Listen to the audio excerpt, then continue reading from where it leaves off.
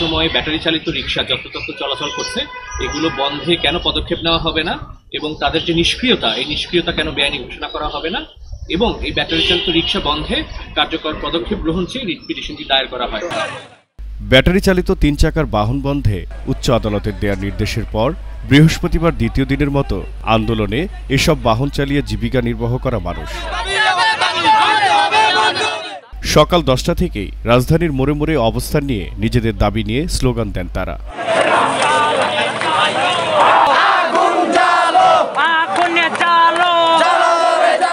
Battery চালিত auto চালকদের প্রশ্ন, চলতে না দিলে তারা কি করে মেটাবেন তাদের সংসারের খরচ? আমাদের ঠিক আছে 15 লাখ অটো আছে ঢাকার ভিতরে, 15 লাখ অটোতে 18 লোক আছে ড্রাইভার। এই 18 লাখ ড্রাইভার যদি আপনি অটো বন্ধ করে দেন, 18 লাখ লোক কি করবে? যারা খারাপ ছেলে ছিল, যারা কৃষি শ্রমিক ছিল, যারা চিন্তাই করতো, যারা চুরি করতো, এরা কিন্তু এই অটোটা বাইরে হয়ে গেছে। আমাদের একটা লেন করে দেবে, অটো এই লেন দিয়ে চলতে পারবে, এখান দিয়ে চলতে পারবে না, আমাদের এরকম একটা ধারা দিয়ে দেবে। অটো না চলাতে দেন না, কিন্তু আমরা একটা চাকরি দেন না, একটা রাস্তার কাম দেন, একটা কাজ দেন, আমরা করে খাই। এটাও আপনারা দিবেন না, তাহলে আমরা অন্য গেলে ব্যাটারি নেবেন। এসব যানবাহন আমদানিতে নিষেধাজ্ঞা দেওয়ারও দাবি তাদের কারো কারো। তবে হঠাৎ এমন সিদ্ধান্ত মানতে নারাজ তারা। একটা গাড়ির দাম 70-80-90 টাকা, আমরা কিস্তি লয়ে গাড়ি তুলি, এই কিস্তিটা আমরা কোথা থেকে চুরি করতে হবে না, ডাকাতি করতে হবে না, তাহলে এখন আমাদেরকে একটা কর্মসংস্থান দেব, আমরা আমার গাড়ি চালাতে দেব।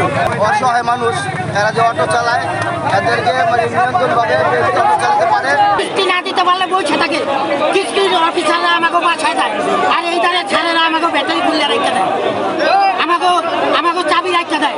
বিক্ষোভে খেটে খাওয়া এসব মানুষের কাতারে দেখা মেলে কিছু শিক্ষার্থীদেরও। তাদের কণ্ঠে ভেসে ওঠে সহমর্মিতার স্বর।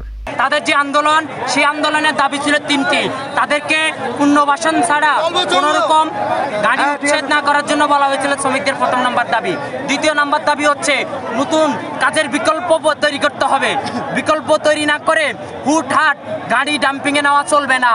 তৃতীয়ত বিষয় হচ্ছে সারা দেশে কিছু ছাত্র দিয়ে কিন্তু সারা দেশে অটো যে ব্যাটারি, সেই ব্যাটারি খুলে নেওয়া হচ্ছে। এইটা কার নির্দিষ্ট হচ্ছে?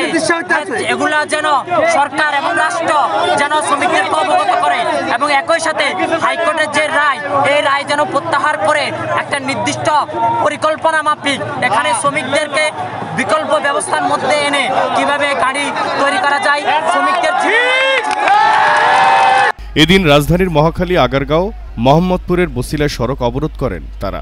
এতে এসব এলাকায় তীব্র যানজটের সৃষ্টি হয়, ভোগান্তিতে পড়েন কাজের তাগিদে ছোটা সাধারণ মানুষ। এছাড়া মহাখালী এলাকায় গাড়ি ভাঙচুর এবং ইটপাটকেল ছোড়াছুরির মতো ঘটনাও ঘটে। এতে নিজেদের তৎপরতা বাড়ায় আইনশৃঙ্খলা বাহিনীর সদস্যরা। প্রায় 6 ঘন্টা অবস্থানের পর ঊর্ধ্বতনদের জানানোর আশ্বাসে রাস্তা থেকে সরে যান অবস্থানকারীরা।